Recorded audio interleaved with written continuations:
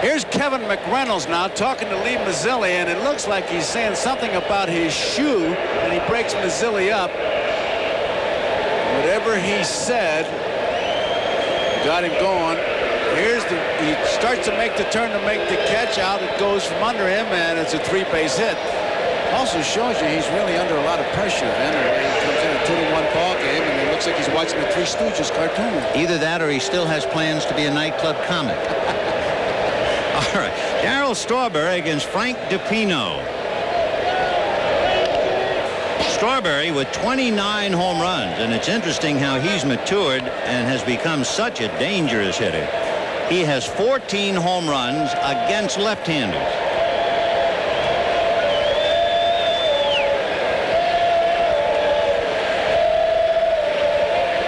No balls, 1 strike. Ground ball to the right of Sandberg. Ryan will have to hurry. Boy, I tell you, Strawberry was really going down the line. An update. So we will journey to New York. And once again, Gail Gardner. Thank you, Vin. In that first of 2 in Milwaukee, bottom of the 9th, tied at 2. Joey Meyer goes the opposite way off Roger Clemens, giving the Brewers the 3-2 victory. Clemens started the season 10-0 on the road, has now lost his last 2 away from Fenway. The Sox now 4 back of the Tigers in the AL East. Let's go back to Wrigley. 1 away here in the 6th inning. The Mets leading 2-1 on Lenny Dykstra's 2-run home run. And here's Kevin McReynolds. Right. McReynolds single to center and fly to center.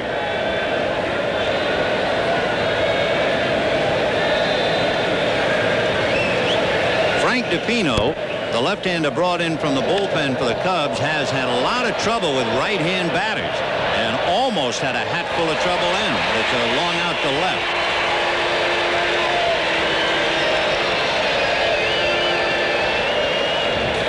There's the close-up. Watch those eyes widen out. Stays right with it, head down. He thinks he may have had one. You can see with that swing, but warning track. DiPino has been hit by right-hand batters for over a 300 batting average. 308 to be exact. He's done a good job on left-handers, so it's a little risky now with the right-hand hitters, McReynolds and now Carter. Ball 1. Carter struck out looking in the 2nd inning, flied to left in the 4th. I know they say they feel more comfortable, but I always wonder when there's nobody on base and they come to a set position, who are they checking? The other thing is, and I was watching it the other night, there's the 1-0 pitch, fouled away. In the year of the balk, if you are a pitcher who has discarded the windup, you just have that no windup delivery. Right. Why would you even try to go to a stretch where the balk is going to be called? And yet I've seen it so many times. And especially with the guy on third. Exactly. Why do you do it? I don't know. But you talk to a pitcher, he'll say, I feel better that way. Can't argue with it. 1-1 to count to Gary Carter. Well, 2-1. The other night I saw Tim Leary balking a run from third. It cost him the game. He has no windup. And yet he was going to go from a stretch, and he went into that Netherland between a no windup delivery and a stretch, and he wound up balking in the winning run. I tell you, the pitcher is a fine-tuned, different breed.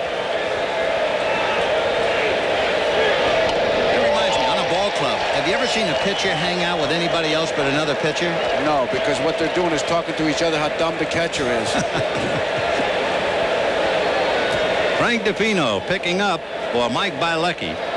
Bielecki went 5 and gave up 2 runs, 7 hits. Struck out 4, no walks. Kind of turned that thing over, 3-2.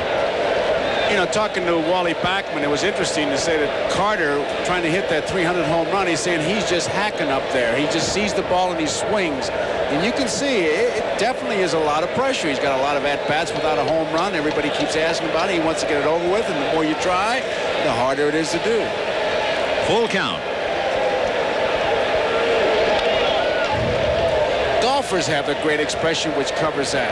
The more I try for birdies, I end up with bogeys. And that's what he's doing. He's wide in the strike zone. The pitcher releases the ball, he throws it. He's not going to hit it where it's pitched. He's going to hit it if it's pitched. And you can see the string of zeros for the home runs.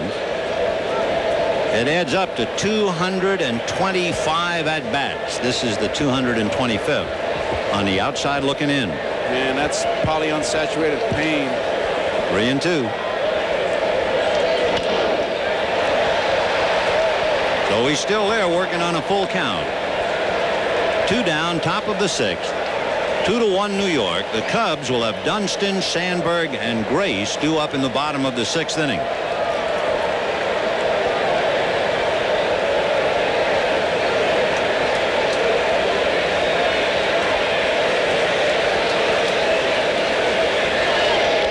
In the dirt. So Gary Carter gets a 2-out walk. The first pass issued to the Mets and the first walk in the game. And the batter will be the left-hand hitting Dave Magadan. Joe Altobelli wants his first baseman to play behind Carter. He's really setting the youngster. Joe, a first baseman when he played. I guess that's one of the oldest signs in baseball, a sign to tell a first baseman not to hold the runner on, putting one wrist over the other. Yeah. You ever remembered any other sign but that? No, they just cross their hands like that. Magadan has grounded out twice, 0 for 2. You've got to be careful, though, the way you do it. In my neighborhood, that could start a fight if you do it wrong. 1 ball and no strikes.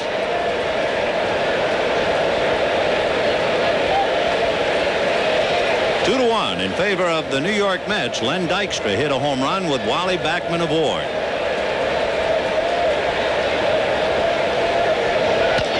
Chopper over the mound behind second is Sandberg. Quick feed to Dunston. They get the force on Carter coming down. No runs, no hits, a man left. And at the end of 5 1/2, the Mets 2 and the Cubs 1. Just a filter. Son, you put inferior oil filters in your engine and it's not long for this world. Look, nothing stops more dirt than America's #1 brand of oil filter, Fram. Fram oil filters. Pay a little more now or pay a lot later.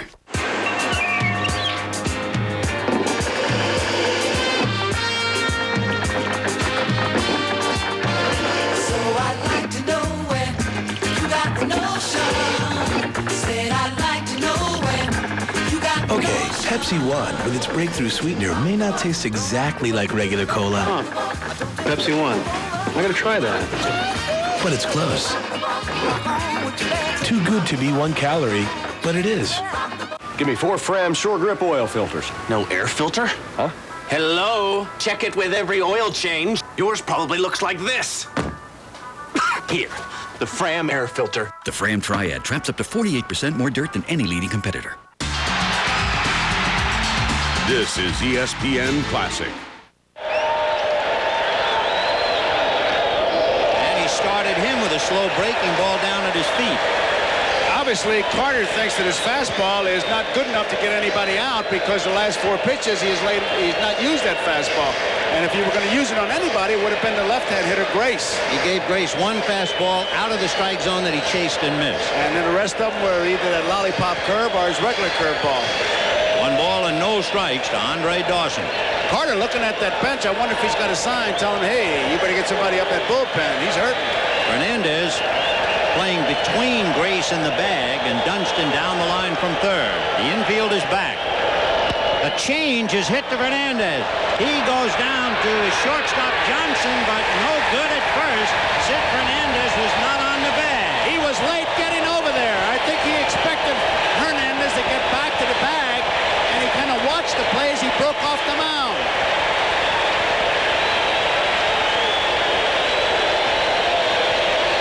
What a pitch to make. He threw a straight change, and Dawson was way out in front of it. But what a pitch. It was a good pitching he made, and Dawson tries to hit it to the opposite field. Now Hernandez gives a good ball to handle, but Howard has to wait because Fernandez is not there. He's not even close to the bag. Once that ball's hit to Hernandez, he's got to break right now. I mean, like his feet are on fire. There's the pitch. He tried to go the opposite field, which is what you try to do with the off-speed pitch. So Fernandez now pitching to Vance Law, who grounded to third and single. That's a foul ball.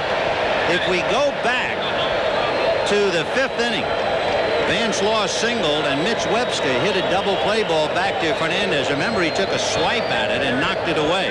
He is not much of a fielding pitcher, and a man of his size obviously has difficulty moving anyway, and so to ask him to make a catch on the run while stepping on first would appear to be asking a lot of him. It would be if you're asking to make it on the run, but if he breaks as soon as the ball is hit to the right side, which he should have been there. Well, it's cost him, and we have a 2-2 tie. 1 ball and 1 strike. So you look at the good pitchers, those guys with the good records, they help themselves bunting, they help themselves fielding. Twice tonight, Fernandez has hurt himself. And how? If he handles the ball by Webster, even if McReynolds falls down, he doesn't give up a run. Ground ball to third. Magadan waiting for Hernandez to get to the bag and then throws over there. 1 run, 1 hit, a stolen base, and a man left. We'll be back after these messages from your local station.